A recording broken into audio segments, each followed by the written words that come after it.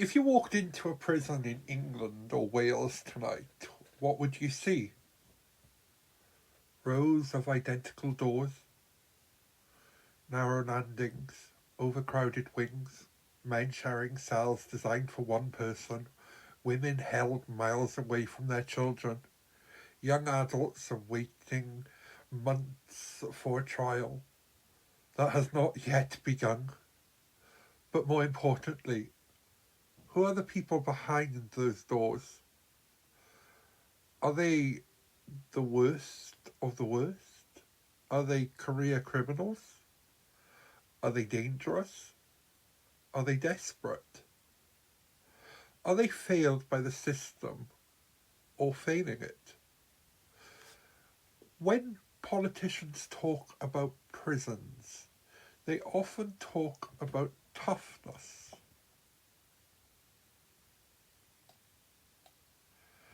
When newspapers talk about prisons, they often talk about outrage.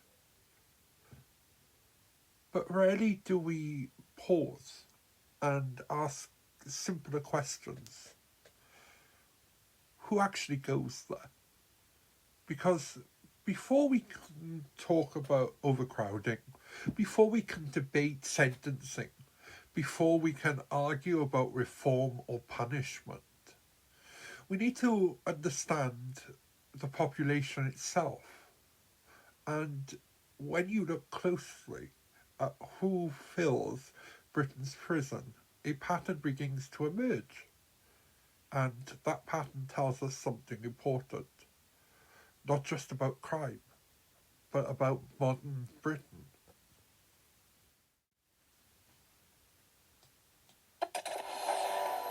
Welcome, everybody, to this week's episode. We really appreciate you joining us. This podcast really shows us how we can all learn, live, and thrive off of each other. By sharing our knowledge through our conversations, we will impart some knowledge whilst learning ourselves how to progress even further. Here is your host.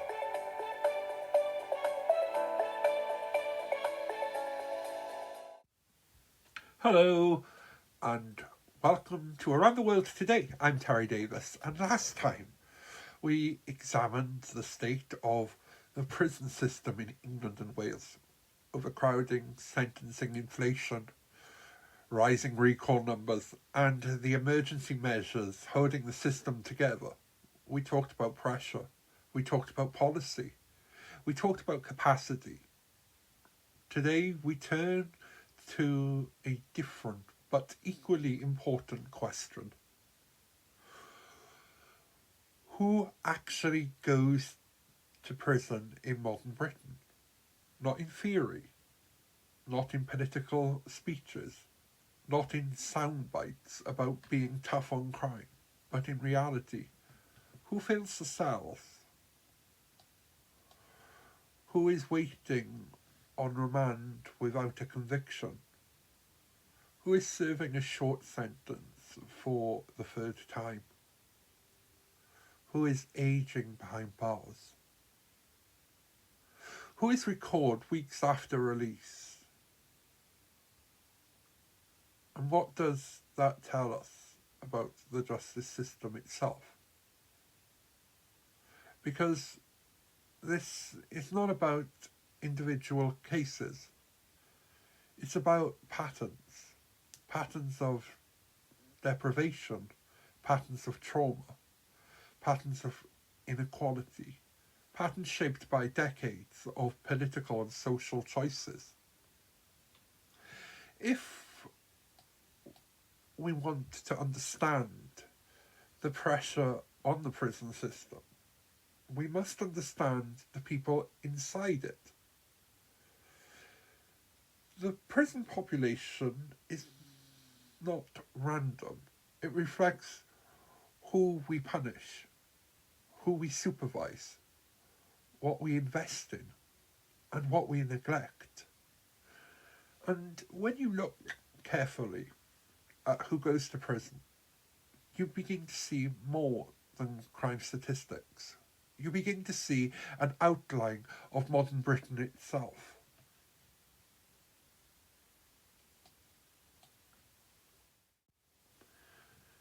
At any given moment, tens of thousands of people are held in custody across England and Wales, under the authority of the HM Prison and Probation Service, overseen by the Ministry of Justice. That number fluctuates slightly week to week, but remains persistently high. And when you look at who makes up the population, certain patterns emerge almost instantaneously. The overwhelming majority are men. Roughly 95% of the prison population is male. The fact alone shapes the entire state, from the design of facilities to the types of programs offered and the nature of risk management.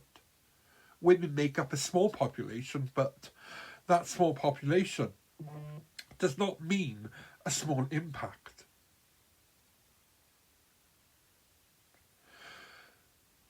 Their pathways into custody are often very different, and the consequences of imprisonment can ripple more widely through families and communities. We will return to that later. Age-wise, most prisoners are under 40. There is a significant concentration within the 18 to 35 age bracket, a period of that's been associated with higher rates of offending across many societies. Youth, impulsivity, peer influence, economic instability, and social environment all intersect in this stage of life. But age and gender only scratch the surface. Look deeper, and the social profile becomes clear. A disproportionate number of prisoners come from economically deprived communities. Many grew up in neighbourhoods with high unemployment, limited opportunity, and stretched public services. If you compare prison admission rates with index of multiple deprivation, the correlation is different to ignore. It's very difficult to ignore. Education is another strong indicator. A large proportion of these in custody experienced exclusion from school. Many report undiagnosed or unsupported social educational needs or special educational needs with social problems. Literacy and numeracy levels in prison are significantly below average national levels. A considerable number left formal education at the earliest opportunity. For some, school was a place of failure rather than support. Housing instability is also common. A notable share of individuals entering custody were either homelessness in temporary accommodation or living in unstable arrangements at the point of arrest. Childhood experience matters too. A significant percentage of prisoners report having been in care. Many describe exposure to domestic violence, neglect, or abuse. Adverse childhood experiences are overspread within custodial populations. Mental health issues are common. Depression, anxiety disorders, personality disorders, post-traumatic stress. Substance misuse is widespread. Often both a coping mechanism and a driver for offending behaviour. Drug and alcohol dependency frequently sits at the centre of repeat contact with the justice system. None of this removes individual responsibility. None of this excuses harm caused to victims. But it does reveal something important. There are not random characteristics, there are patterns. Prisons are not socially neutral places filled by chance. They are shaped by structural inequality, education exclusion, untreated mental health needs, addiction, unsustainable housing, and long-term policy decisions about welfare, policing, and sentencing. If you map the prison population statistically, you are often mapping depravity and the deprivation. If you trace the biographics of those inside, you frequently encounter instability long before criminal conviction. That does not mean everyone in prison shares the same story. But when similar factors appear again and again across thousands of cases, it becomes clear that imprisonment in modern Britain is recognisable social contours. Understanding the profile is not about sympathy. It is about clarity. Because if we are to debate prisons honestly, whether they are too full, too harsh, too lenient, or not effective enough, we must understand who they're holding. And the basic profile tells us this. Imprisonment in Britain is heavily concentrated among young men from deprived backgrounds, often carrying histories of exclusion, trauma, and unmet needs. The concentration is not accidental, it's systematic. Public perception often assumes that most prisoners are serious violent offenders. The image is familiar. Dangerous individuals removed from society to protect the public. And it is true that violent offenders now account for a substantial population of the sentenced prison population. These include robbery, grievous bodily harm, domestic violence, and the most serious offences such as homicide. Over the past 2 decades, sentence lengths for violent crimes have increased. Legislative changes have introduced longer determinant sentence, extended licence periods, and often more stringent release thresholds as a result. Those convicted of violent offences are spending longer in custody than in previous eras. This has contributed significantly to population growth, but that is not the whole picture. A considerable number of people in prison are serving sentences for drug-related offences, including supply, possession with intent to supply, and involvement in so-called county lines operations. These cases often intersect with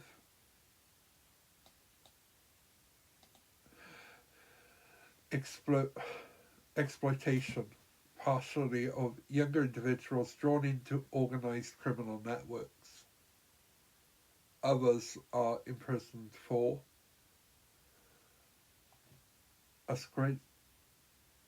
other crimes such as theft, burglary, shoplifting on request basis, handling stolen goods.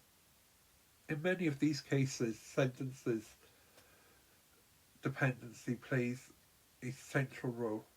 Offending becomes clinical, driven less by organised crime, ambition, and more by addiction, poverty, or a catastrophic lifestyle. There are also individuals serving sentences for fraud and other non-violent financial crimes. While these offences may not involve physical harm, they can cause profound financial and emotional damage to victims, and courts have increasingly imposed custodial terms in serious cases. Sexual offences from another significant growing category of imprisoned population. Improved reporting mechanism, historic cases, prosecutions, and greater public awareness have all contributed to raising conviction numbers. These cases often result in long custodial sentences, further adding to the population pressure. So yes, violence and serious harm are present in the prison estate, but the population is more complex than a single narrative of dangerous offenders. And then there is one of the least discussed categories of all: recall. Thousands of individuals currently in prison are not there because of a new serious conviction. They are there because they've breached their conditions of their licence after release. That breach might involve missing a probation appointment, breaking a curfew, failing to reside at an approved address, entering an exclusion zone, testing positives for drugs or alcohol. Under extended supervision rules, recall can happen quickly and often administratively. The threshold for recall is lower than the threshold for new criminal conviction. In some cases, recall is precursory, based on assessed risk rather than proven new offending. The recall population has risen sharply in recent years. This fundamentally changes the character of imprisonment. Prison is no longer simply the end point of sentencing. It becomes part of the longer supervisory cycle. Individuals may serve part of their sentence in custody, being released on licence, struggle to comply with strict conditions, being recalled, re-released, and partially or probably recalled again. Release does not necessarily mean freedom. It often means conditional freedom, tightly monitored, time limited, and highly structured. And when those conditions are difficult to meet for people without stable housing, secure employment, reliable transport, or strong family support, breach becomes more likely. For someone sofa surfing, a curfew can be fragile. For someone battling addiction, a failed drug test can be unpredictable. For someone without catastrophic mental health appointments, can be missed. This does not remove responsibility, but it does heighten attention at the heart of the system. The more conditions attached to release,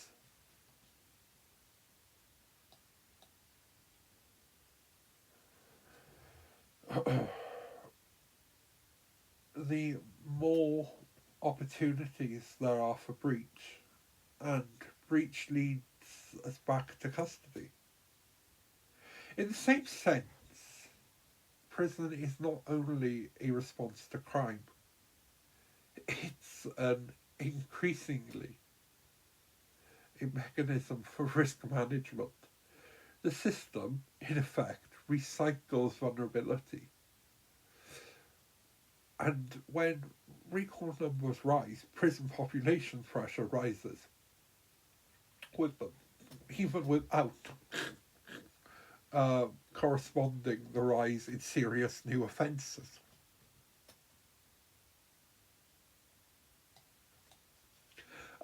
Understanding offence types, therefore, this is not just about crime categories. It's about how sentencing policy, supervision frameworks, and risk management strategies intersect to shape who behind bars and who is there at any given moment. And that complexity challenges the simple assumption that prisons are filled only with dangerous individuals. That reality is broader and more revealing. One of the most significant and least publicity understood shifts in recent years has been the growth of the remand population. Remand prisoners are individuals who have not been convicted of the offence for which they are being held for. They are awaiting trial, or in some cases awaiting sentencing after conviction. They are legally innocent until proven guilty, and yet on any given day thousands of people are held in custody on remand across England and Wales. So why does this happen? In law, bail is the default position. Courts are expected to grant bail unless there are substantial grounds for believing the defendant would fail to surrender to custody. In other words, abscond, commit a further offence, interfere with witnesses or obstruct justice. In serious cases of public protection becomes the central concern. But risk assessment is really straightforward. Some individuals are remanded because they are considered a danger to the public. Others because they have a history of failing to attend court. Some because they lack a suitable address to which they can safely be bailed. If there is no approved accommodation, no reliable supervision plan, or no way to enforce bail conditions, custody can become the default option. In that sense, remand is sometimes less about the seriousness of the alleged offence and more about sustainability. Then there is the impact of court backlogs. Following the pandemic, criminal courts experienced significant delays. Jury trials were postponed, hearings were rescheduled, cases processing slow dramatically. Although recovery efforts are ongoing, waiting times remain far longer than they were a decade ago. The result, more people spending longer in custody without a conviction. Remand can last months, sometimes more than a year. In complex cases, even longer. For someone on remand, time moves differently. Unlike sentence prisoners, remand prisoners often have limited access to rehabilitative programs. They may not know how long they'll be held. Their legal situation is unresolved. Their future is uncertain. The consequences are profound. Employment is often lost within weeks. Tenancies are terminated, benefits are disrupted, personal possessions may be abandoned. Relationships fracture under strain. Children experience confusion and instability. For families, remand can feel like punishment even before a verdict has been reached.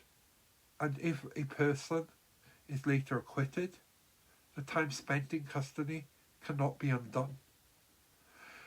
There is no mechanism that restores lost employment or reinstates lost housing automatically.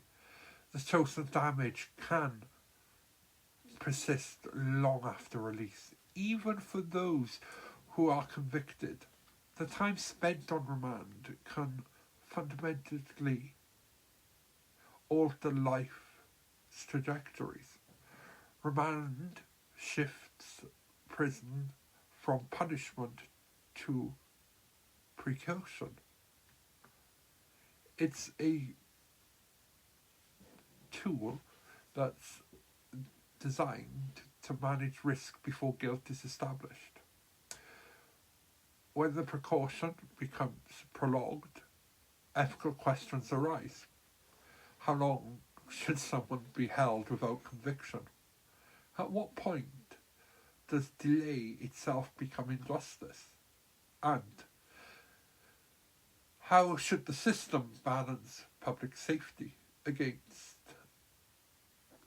the perception of innocence? Remand also contributes significantly to overcrowding. Unlike sentence prisoners, those numbers can be influenced by policy decisions about release or recall. Remand beds are not optional. Courts must have somewhere to send defendants when bail is refused. When court delays increase, the remand population rises almost automatically. In periodical terms, this means that prisons are holding a growing number of people whose cases have not yet been concluded. In policy terms, it means pressure in the prison estate is not solely a sentencing issue. It's also a court capacity issue. Remand reminds us that the prison system does not operate in isolation. It is directly concerned and connected to policing, prosecution, legal aid, court infrastructure, and judicial resources. When one part of the chain slows down, custody absorbs the delay, and so the rise of remand tells us something important. Prisons are not and no longer just places of punishment. They are increasingly places of waiting, and waiting behind locked doors carries consequences that extend far beyond the courtroom. Short custodial sentences remain a central feature of the system. weeks, months, less than a year. They may appear modest in isolation, a few months for theft, breach of an order, repeated shoplifting, low-level drug offences, or failure to comply with community sentences. But when multiplied across thousands of cases each year, short sentences form a significant strain, flowing into the prison estate. These sentences are often imposed where courts conclude that the community options have failed, where previous warnings have been ignored, or where the offence crosses the custodial threshold but does not justify a long-term sentence. On paper, they can look punitive. In practice, their impact is far more complicated. Research consistently shows that the short sentences, are associated with higher rates of reoffending. Why? Because prison, at least in theory, serves several purposes: punishment, deterrence, public protection, and rehabilitation. A sentence for a few weeks or a few months may achieve punishment. It really achieves rehabilitation. In reality, a short sentence is often consumed by a process rather than progress. An individual may spend much of their time being processed into the system, undergoing risk and needs assessments, moving between local prisons, waiting for programme spaces, adjusting to regime rules. Security, classification, medical screening, basic introduction. These are necessary steps, but they take time. Access to meaningful education or accredited treatment programs may not even begin before release is granted.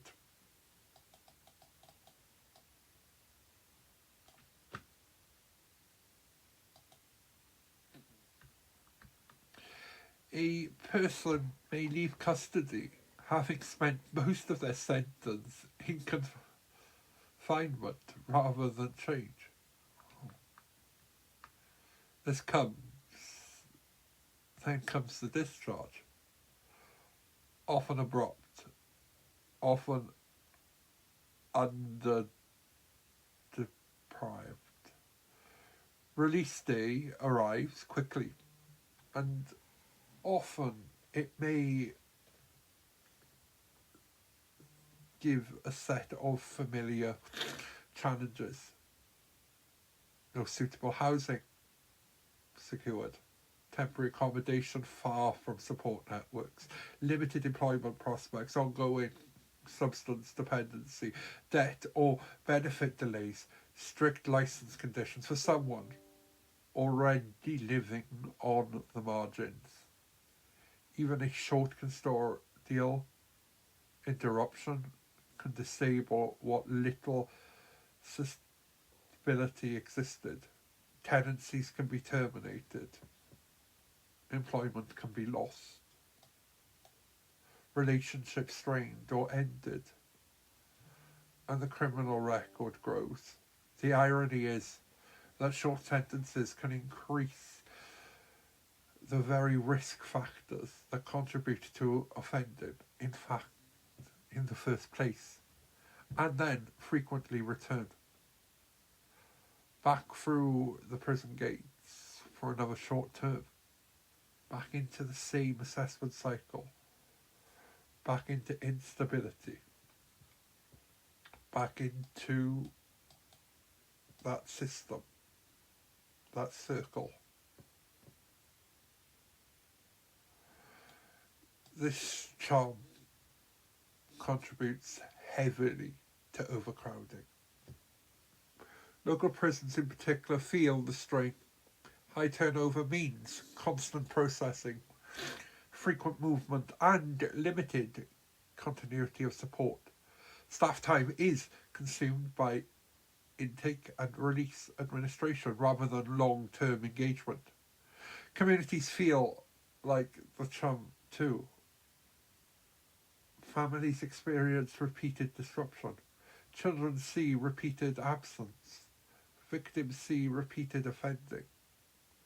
Short sentences create instability both inside prisons and in communities. People return to.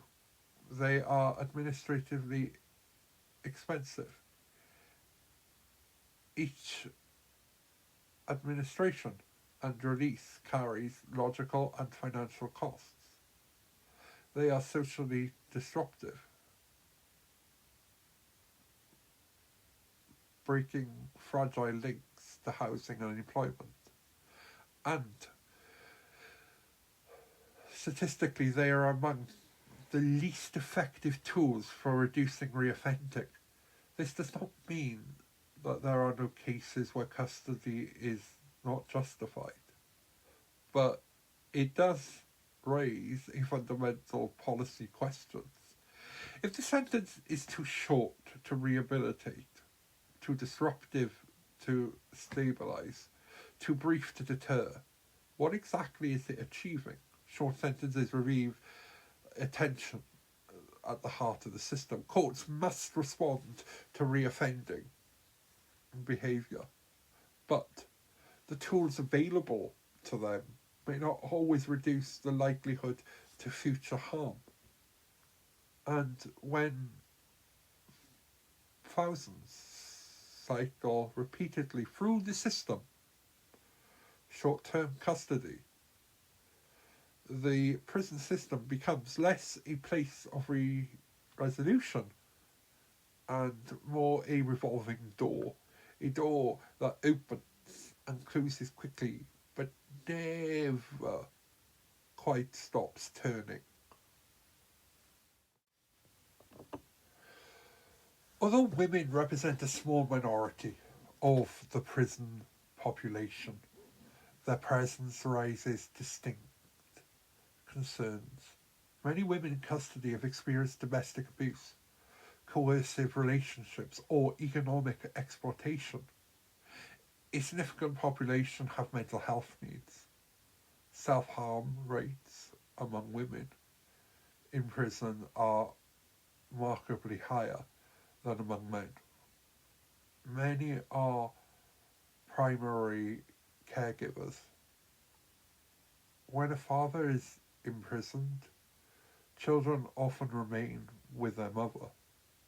When a mother is imprisoned, children are far more likely to enter care or to be placed with extended family.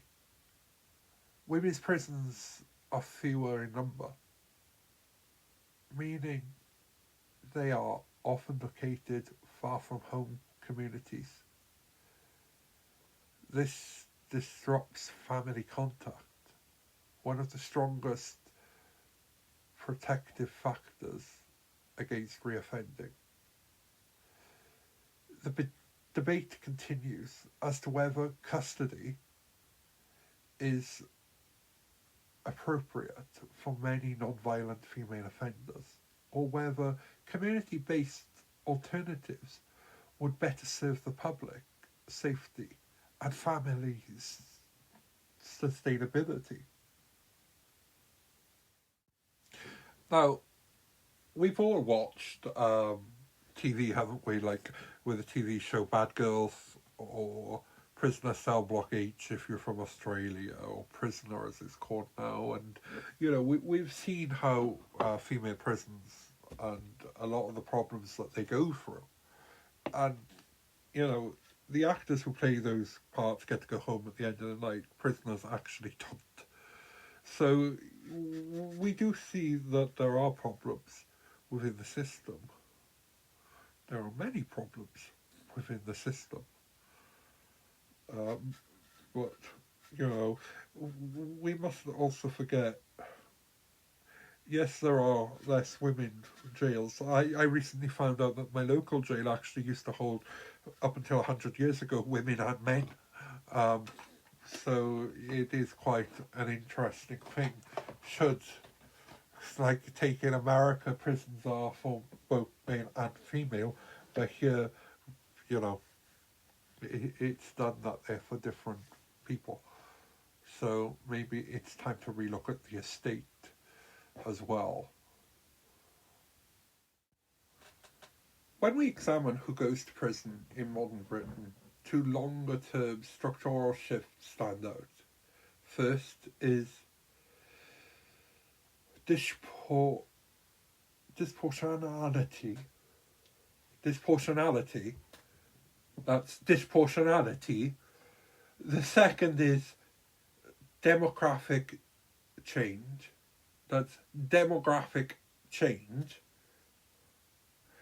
Let's begin with disproportionality. Black and minority ethnic individuals are represented in prison at higher rates, reflective to their proportion in general population. This is not a new observation. It has been documented across decades and examined in multiple independent reviews and government commissioned inquiries. But acknowledging the pattern is only at the beginning. The harder question is why. Are disproportionalities rooted in policing practices, including stop and search patterns, charging decisions by prosecution, sentencing outcomes in court, differential access to qualified legal representatives, socio-thematic inequality and depravity, or some contribution of all of these factors, all coming in as one over a sense of time.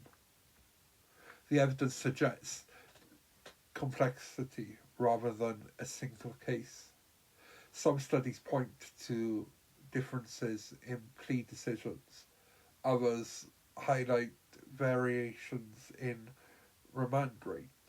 Still others emphasize the broader social context, poverty, education, gaps, employment barriers that shapes contact with the justice system long before a courtroom appearance. There are simply no answers, but patterns remain consistent across years, and consistency matters after all, because when disproportionality persists over a time period, it raises questions not just about individual decisions, but about systematic democratics. Prison reflects the broader structured inequalities. The justice system is not operated in isolation from society. They operate within it. If inequality exists in housing, education, employment, and policing, it is usually and very unlikely to disappear at the prison gate. In that sense, the prison population become a concentrated explosion of wider social imbalance. And that imbalance is not only ethical, it's economic.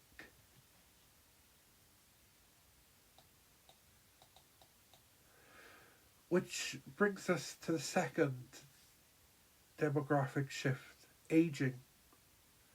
The prison population is getting older, longer sentences, practically for serious, violent and sexual offences mean that more individuals are spending decades in custody. Some are serving indeterminate sentences. Others are serving very long, determinate terms introduced through legislative reforms aimed at public protection. The result is a growing cohort of prisoners over the age of 50 and an increasing number of 60 to 70-year-olds. Managing elderly prisoners persists as practical and ethical challenges. Healthcare provision becomes more needed and more costly. Chronic illness becomes more common. Mobility needs require adjustments to buildings that were never designed for accessibility. Dementia care becomes a reality with insecure units. End-of-life care must be delivered behind locked doors. Prisoners were not discharged as care home, were not designed as care homes. They were designed for containment and control. Yet, increasingly, they are required to function as long-term residential facilities for ageing individuals, some of whom may pose limited physical risk, but remain subject to lengthy sentences. This brings cost pressures. Healthcare budgets within prisons rise. Staff require additional training. Infrastructure must adapt, but it also raises moral questions. How should society manage the ageing offenders who may have committed serious harm decades ago? What balance should be struck between punishment and public protection, and the dignity in later life? And how does the system built for security adapt to the realities of fragility? And I'm sure I've just made up a new word, people. When we place this disproportionality alongside ageing, a broader truth emerges. The prison population is not static. It evolves in response to policy, demographics, sentencing reform, and social change.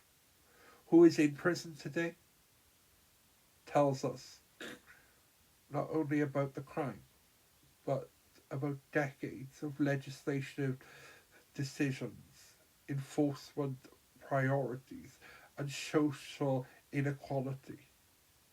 Prisons do not just contain individuals, they contain history. And understanding that history is essential. If we are to understand where the system may be leading next. The human reality. Statistics tell us who is in prison. They tell us how many. They tell us how long. They tell us for what offence. But they do not capture lived experience. They do not show what it feels like to stand in a cell at night with the door locked. They do not show the phone calls home, the missed birthdays, the uncertainty of remand, the fear of recall, the shame carried quietly. Behind each number is a person often someone who's entered custody with complex needs, limited support, fractured relationships, a long history of instability. That does not erase responsibility. It does not minimize harm caused to victims, but it does add depth to the picture. Because prisons do not receive people at their best, they receive them at crisis point, at the intersection of addiction and poverty, at the breaking point of mental health, at the collapse of housing, at the end of catastrophic relationships. Prisons must protect the public. They must manage the risk. They must enforce sentences handed down by the courts. But they also inherit the failures of other systems. When the education system fails to identify and support special educational needs, when housing markets leave people in temporary accommodation or homelessness, when mental health services are structured beyond capacity, when addiction services face funding constraints, when social care intervenes, comes too late, the consequences do not disappear, they accumulate.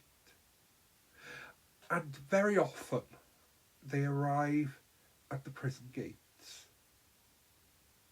This does not mean prison is simply a social service of last resort. It is not designed to replace schools, the housing departments, or health services. But in practice, it absorbs the fallout when the system strains. In many prisons, staff are managing far more than security. They are managing withdrawal symptoms, acute anxiety, trauma responses, literacy, debt, family breakdown. The modern prison officer is often part custodian, part social worker, part crisis manager. And yet, the structure of the prison system is built primarily for containment. There is an inherent tension there, because while custody can remove indeterminate risk from the public, it cannot by itself resolve the deeper drivers of instability. In many ways, the prison population becomes a mirror. It reflects what happens when prevention fails.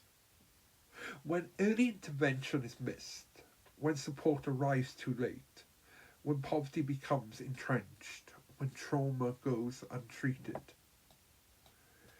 it reflects the cumulative effect on discharge over time, and the reflection can be uncomfortable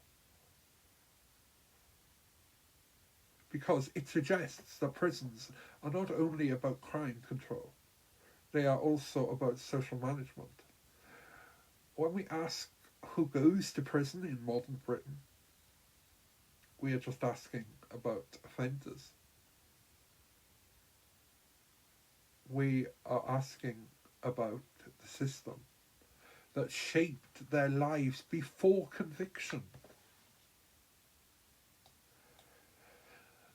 And if at the same time the same patterns appear again, depravity, exclusion, untreated need, then the question becomes larger than sentencing policy alone. It becomes a question of preservation, about investment, about what kind of society reduces risk before it reaches the courtroom. The human reality of prison is complex. It's a place of accountability, a place of punishment, a place of protection, but it is also a place where the consequences of wider failure gather behind the walls. And understanding that reality is essential. If we are serious about reducing the numbers who pass through those gates in the first place.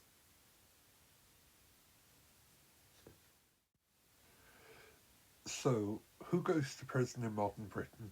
Predominantly men, disproportionately from deprived backgrounds, often carrying histories of trauma, exclusion or instability, increasingly subject to recall, and in growing numbers, held on remand while awaiting court.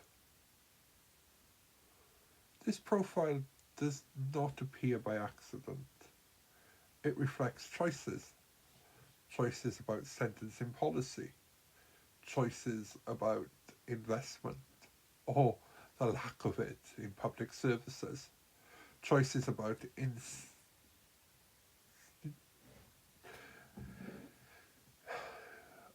complex of supervision, choices about society defines risk, responsibility and public protection.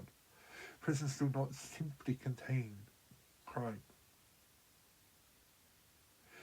They contain social consequences. They contain the accumulated effect of unmet needs. They contain the ripple of policy decisions made decades earlier. And behind every statistic, there is a human story, a life disrupted, a family strained, a cycle repeated.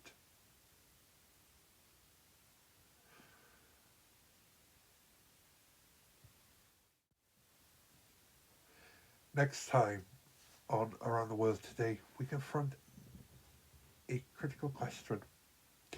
If we know who goes to prison and why so many return, what actually works to reduce reoffending? Because the real test of the justice system, this is not how many people it holds, but it's whether fewer people ever need to return. Thank you for joining me on today's episode of Around the World Today. I'm Terry Davies, and have a great time. Thank you for listening. Visit our website at realterrio.com. Have a great day. Bye-bye.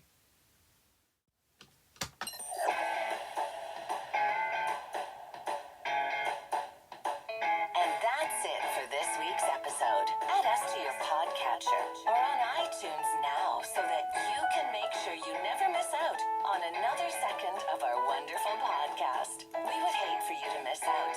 Have a great week, everyone.